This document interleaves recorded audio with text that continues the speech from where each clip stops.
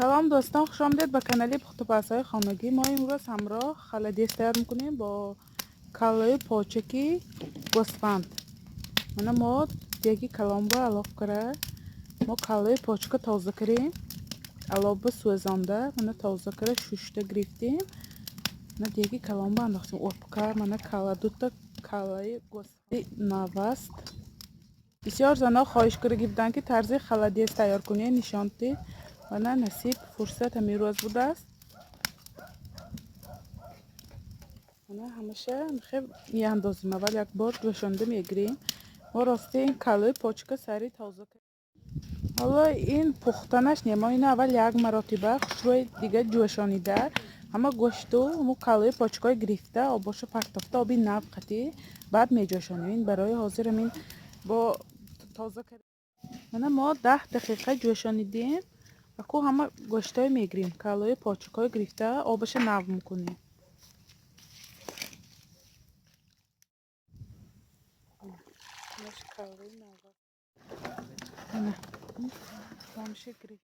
دیگه خوشش شدیم آبی تازه میگیریم. من ما آب گرفتیم آبی تازه کمتر جوش برورد بعد کالای پوچکای کشت دیگه میاندازیم. من آبی ما جوش برورد ما باز کالای پوچکای میاندازیم. نه نگاه کنید دلکای آبی ما صاف شد.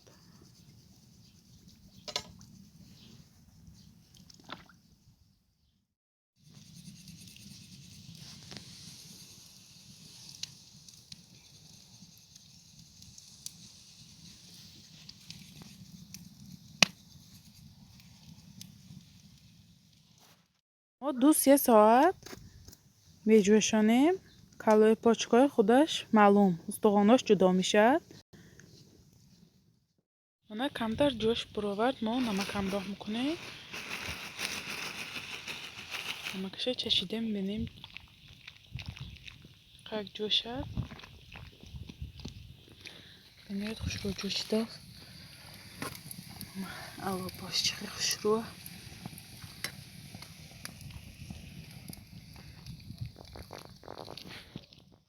بعد از 1 ساعت جوشیدنی من همین خالدیس ما اشکمبه می گوسفند الهیده من خوشرو شوشته یک بار جوشانیده عدیل نه من بعد همراه کردیم. بعد از 1 ساعت ما همین پینه های دیگامه گرفته میپرتاییم. من همین پینه هاشو همشه ما گرفته میپرتاییم. من 1 ساعت باز جوشی ساز بعد از 1 ساعت من همراه کردیم.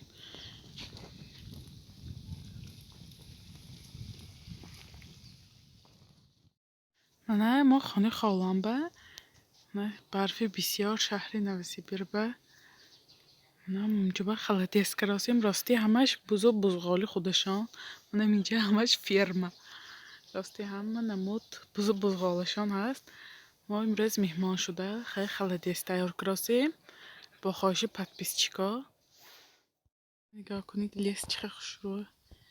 به نهایت باد و هواش تازه.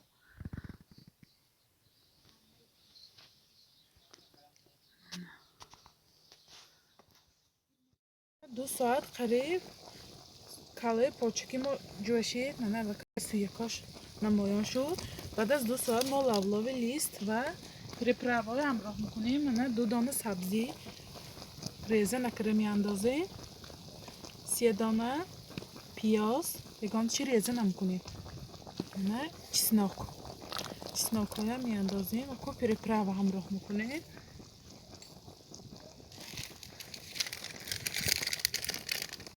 ما کنید پریپراوای خوشبوی کننده میکنید پاپریکا بلگاری خشک بچه ما پریپراوای من همراه کنید توی خوش میکنه.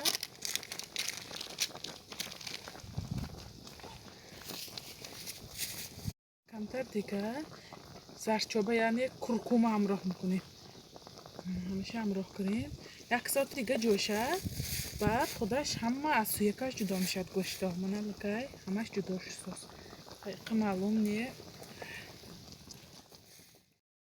من نگاه کنید چه خوش رو جوش ساز. من لکه من سویکی گاف کلی گاف جدا شد سویکاش. намоён шуд.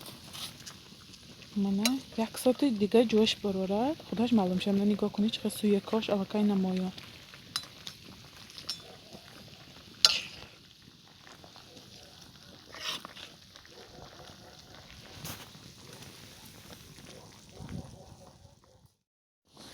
мана аллакай сӯя кош ҷудо шуд. соус обаш кам шуда. дуду вақти сӯя кош ҷудо шуд. мо ҳамин устухоноя ҷудо кара мегирем. худаш меғалтад гӯшташ. мана нигоҳ кунед.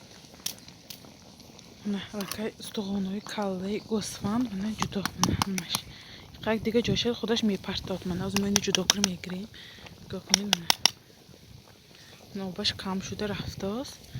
барои ҳамин сӯякошро ҷудо мекунем ки боғ шӯротар ҷошад. аллакай торик шудааст ростӣ.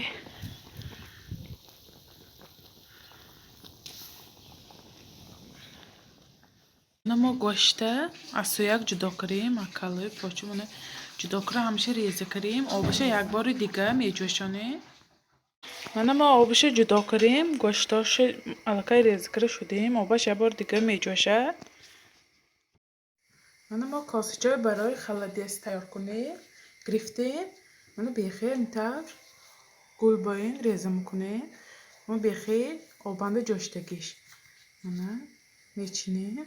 хай бо фантазияи худатон халадеса хушрок кунед мешавад. мана табақба гирифтем. мана укроби свежи. мана ду дони бехи укроб. мана чеснок мемонем. як ду дон чеснок.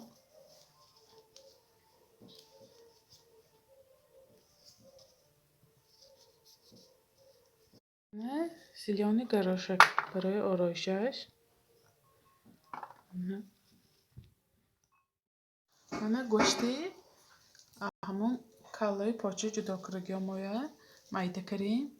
мана чӣ қадр мулоими аҷоибот пухтагӣ. мана мегирем кам кам. ҳама губка гӯшт ҳама намудаш кам кам мегирем.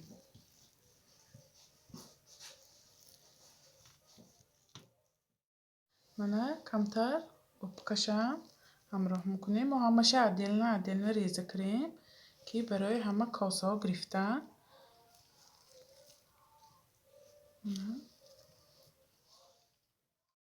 мана ишкамбаи гӯспанд мана инашам мегирем. мо ина аввал ҷудоӣ ҷӯшонида баъд ҳамроҳ кардем.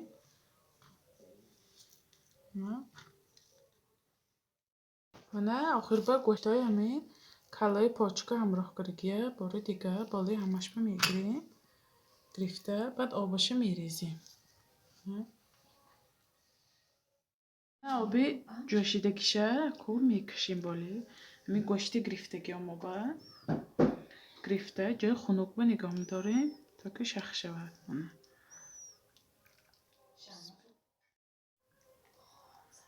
бинед бӯи хуш мекунад. мо чеснок ҳамаша ҳамроҳ кардем приправаҳоя. мана бо шах шавад реза кардем бинем бо чӣ қадр тайёр шудааст.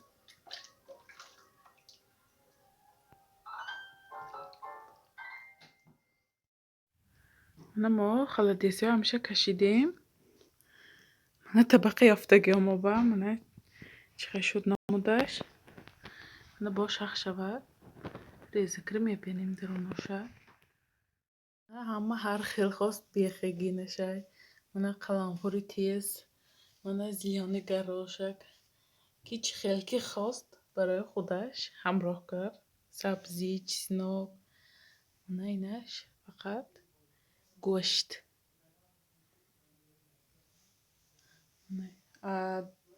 ду дона калла почки гӯсфанд. як дона ин авваст буд. мана амоқа халадес ҳосил шуд.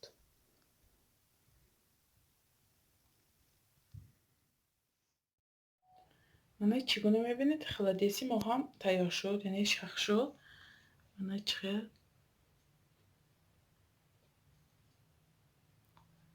мана бинед хушрӯ омад. маззашам хуб.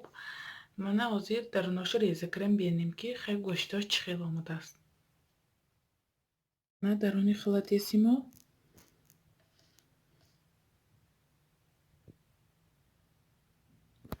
شما هم حتما برای نزدیکان خود تیار کنید.